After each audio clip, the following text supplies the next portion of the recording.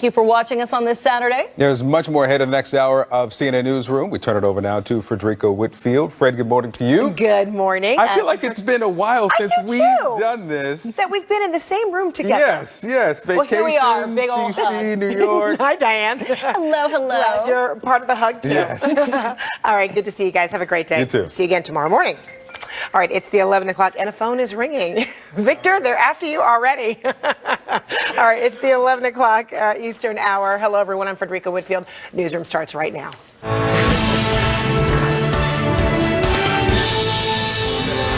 All right, first, a CNN exclusive. President Trump's legal team preparing him for potential topics for an interview with Robert Mueller. The president going over questions his attorneys believe the special counsel might ask related to the Russia investigation. Trump has said he'd love to do it, but some of his closest allies have a warning about the potential meeting. I thought it was a perjury trap. I think it is very dangerous for the president. Meanwhile, Russia is promising a harsh response and vowing to retaliate after the White House unleashed strict new sanctions against Vladimir Putin's inner circle.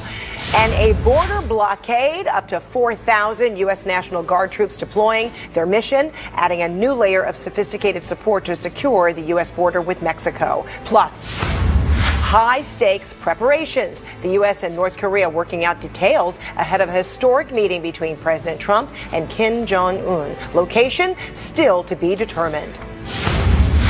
But first, we start with our CNN exclusive. The president's legal team is preparing Donald Trump for potential questioning by special counsel Robert Mueller. A White House official and a person familiar with the situation said this is a sign the president's legal team is intensifying its deliberations over whether to allow Trump to be questioned by the special counsel. CNN's Dan Merica joins us now live from the White House. So what are you learning about the president's preparations?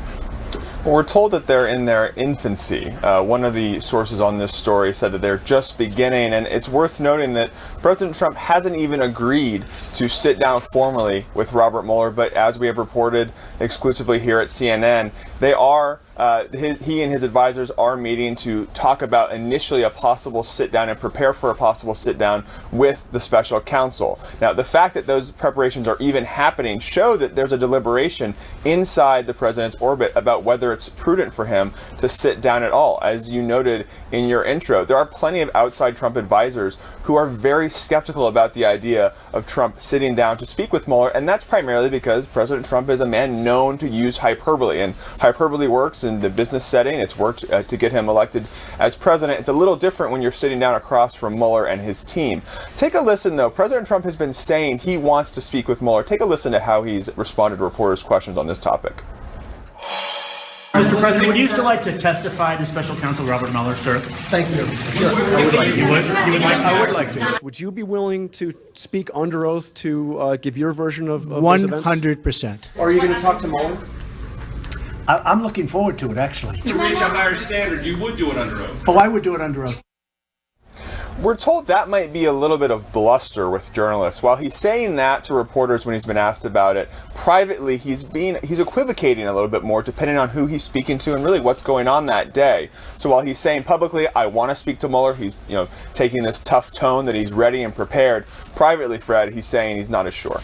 All right, Dan Merica, thank you so much. We're following other new developments in the Russia investigation involving a Trump foreign policy advisor who made efforts to find dirt on Hillary Clinton during the 2016 presidential campaign. Joseph Schmitz played a key role in the search for Clinton's deleted emails from her private server. CNN's chief national security correspondent, Jim Sciutto, has details. Jim.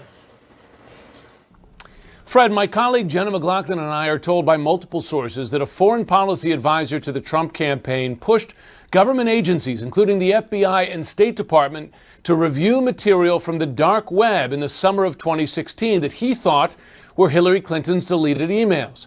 His push, just the latest example of Trump advisors who were mixed up in efforts to find dirt on Clinton, including potentially stolen emails during the presidential campaign.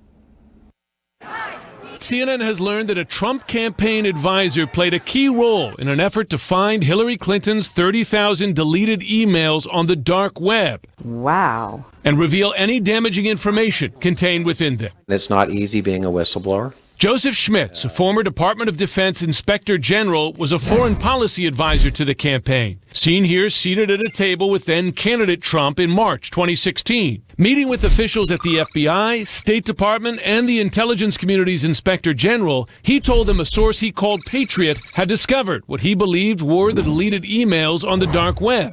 Schmitz then pushed for the government to review and declassify the material, so he and others could review it without jeopardizing Schmitz's security clearance. All this according to multiple sources with direct knowledge.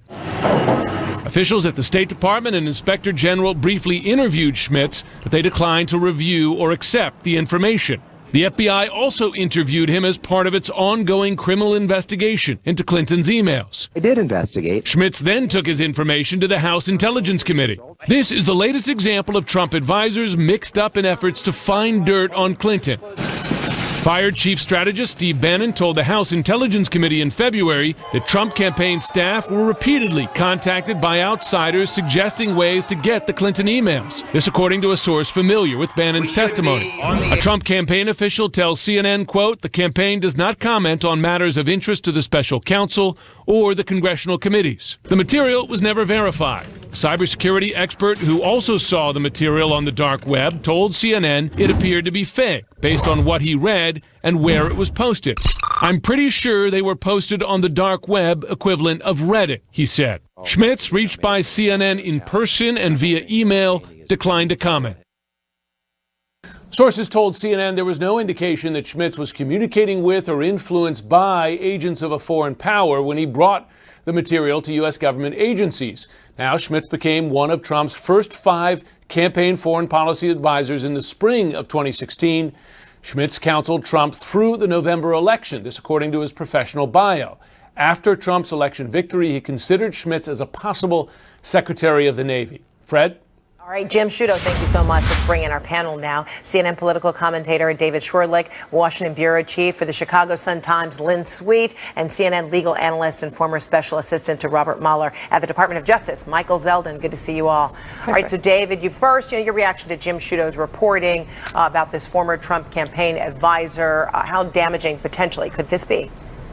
Well, Fred, I think it just opens up another lane of inquiry that we're now all looking at in the Mueller investigation. As Jim just reported there's no indication from his reporting that Joseph Schmitz was in touch with a foreign power. But if you go back to that photo that he showed in his report, sitting there at the meeting with then candidate Donald Trump, with future Attorney General Jeff Sessions, with George Papadopoulos, who has subsequently pled guilty in the Mueller investigation to a charge of lying to investigators. You look at the big picture and you see a situation where some of the denials that came later from the Trump inner circle about their interest in dirt on Secretary Clinton, up to and including trying to find these so-called 30,000 emails, was a lot more intense than they let on. You had the statement that the president made in the summer of 2016, around the time of some of this other activity was happening, where he sort of